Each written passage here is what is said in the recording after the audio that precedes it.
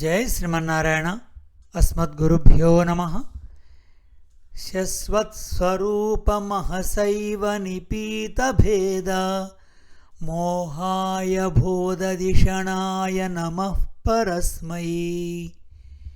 విశ్వోద్భవస్థితిలయేషు నిమిత్తలీలా రాసాయ తే నమ ఇదం చక్రుమేశ్వరాయ.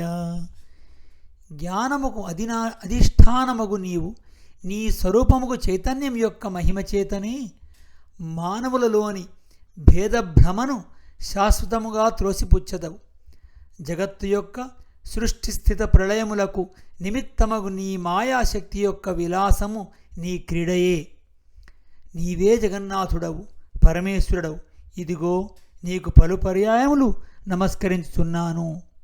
Third canto 9th chapter 14th prayer. భగవద్బంధువులారా, శ్రీమద్భాగవత తత్వదీపిక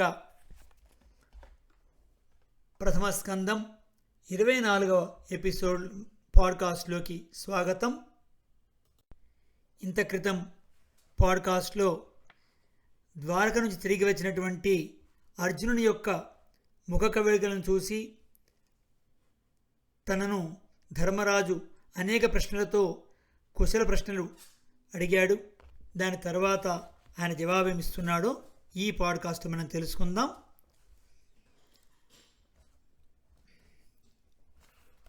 మహారాజా, శ్రీహరియే మన బంధువుగా వచ్చినాడు. దేవతలకు కూడా ఆశ్చర్యము కలిగిన తేజస్సును నాకు వసంగినాడు. అతడు ఈనాడు మనలను వంచించి విడిపోయినాడు. ఆ భగవానుని ఎడబాటు ఒక క్షణము కలిగిన లోకమంతయు ప్రాణములేని శరీరం వలె అశుభముగా తోచును. ఆ భగవానుని ఆశ్రయం వలనే ఆనాడు ద్రుపదరాజు భవనములో ద్రౌపది స్వయంవరములో మత్స్యమును భేదించి ఎక్కుపెట్టిన ధనస్సుతో దుర్మధులకు రాజుల పరాక్రమమును తొలగించగలిగితిని. ఆనాడు అతని సారథ్యము చేతనే ఖాండవ వనమును అగ్నికి వసంగి దేవతలతో కూడిన ఇంద్రుని బలముచే జయించగలిగితిని. వాని అనుగ్రహము చేతనే అద్భుతములతో కూడిన మయసభలో కూర్చొంటిని. ఆ మహాపురుషుని అనుగ్రహం చేతనే నీవు రాజసూయాగము చేసినప్పుడు అన్ని దిక్కుల నుండి రాజులు కానుకలు తెచ్చి సమర్పించిరి.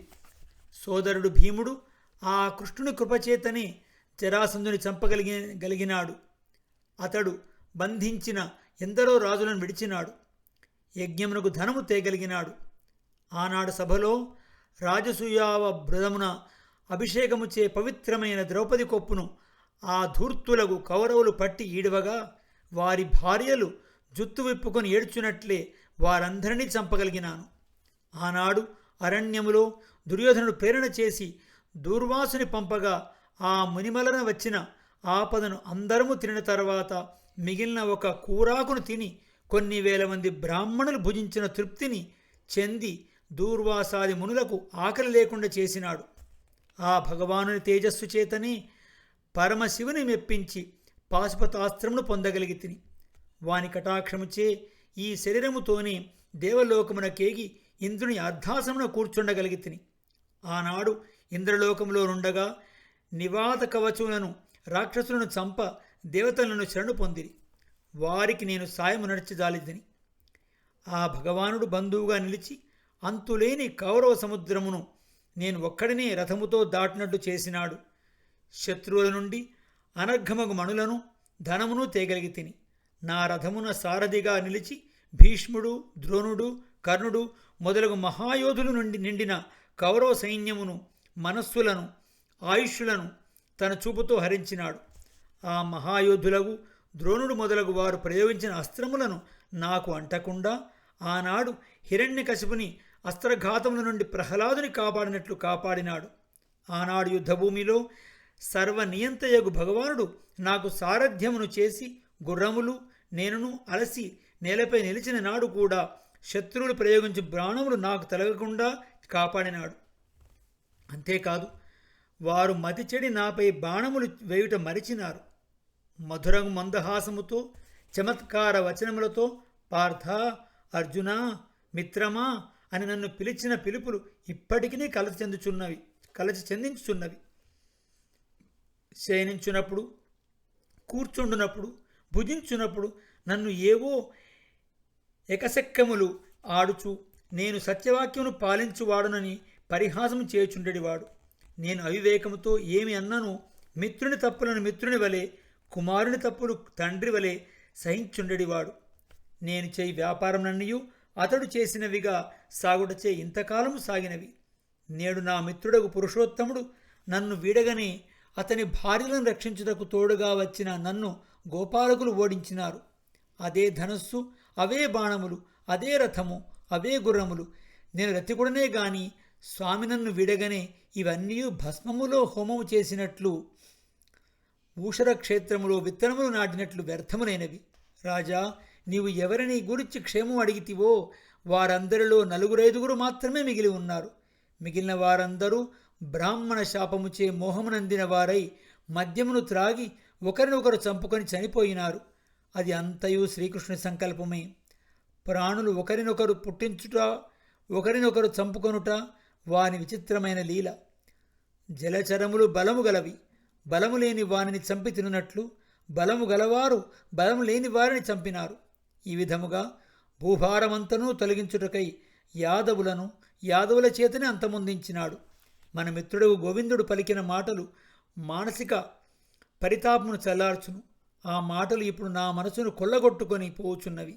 ఈ విధంగా మాట్లాడుతూ శ్రీకృష్ణుని పాదపద్మునే స్మరించున్న అర్జునునకు వాననుగ్రహముచే మనసు ప్రశాంతమాయెను, బుద్ధి నిర్మలమాయెను.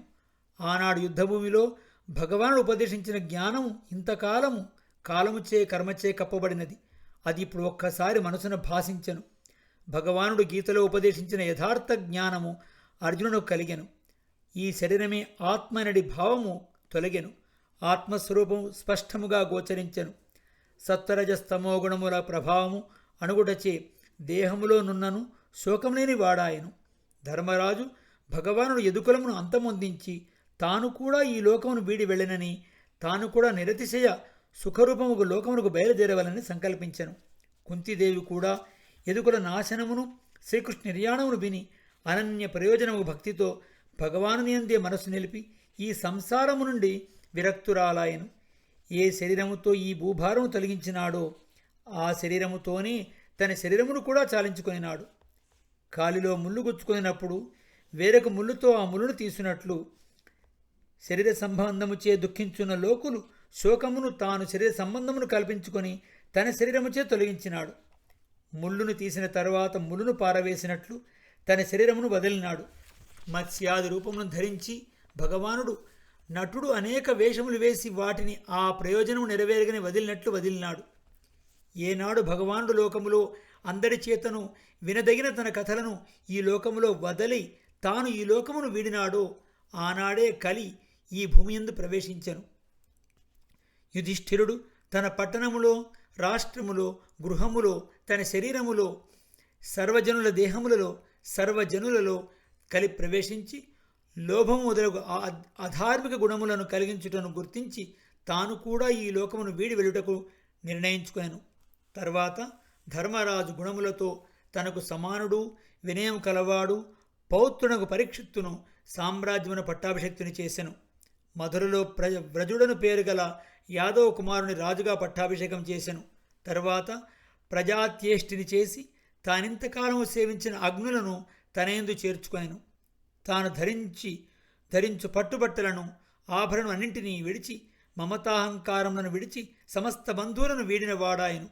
వాక్కును మనస్సునందు చేర్చి, ఆ మనస్సును ప్రాణమునందు చేర్చి, మిగిలిన వాటిన్నిటినీ అపాన ఉదానమునందు చేర్చి, మృత్యువును పేరు గల సమాన వాయువునందు చివరకు ఆ వాయువుతో కూడిన పంచభూతములను వాని మూల కారణములందు చేర్చి సర్వమును ప్రకృతి యందు లయమునర్చెను. వాక్కు మొదలు ప్రకృతి వరగల ప్రకృతి తత్వమునంతను జీవుని యందు చేర్చి ఆ జీవుని అవ్యయముకు బ్రహ్మతత్వమందు స్థాపించెను.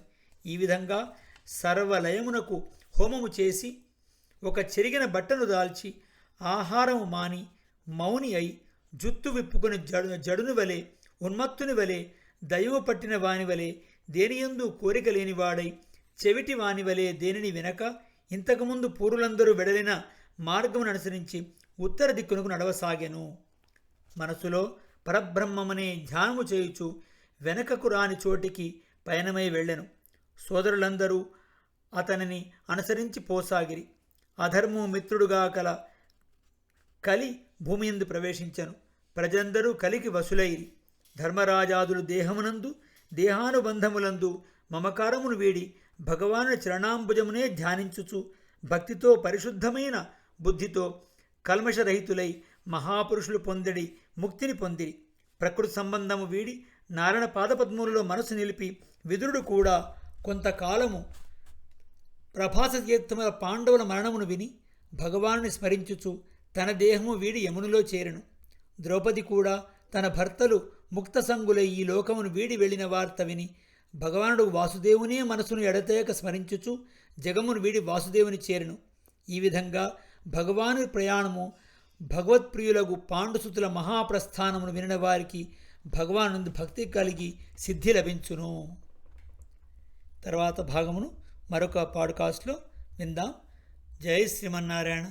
అస్మద్గురుభ్యో నమః.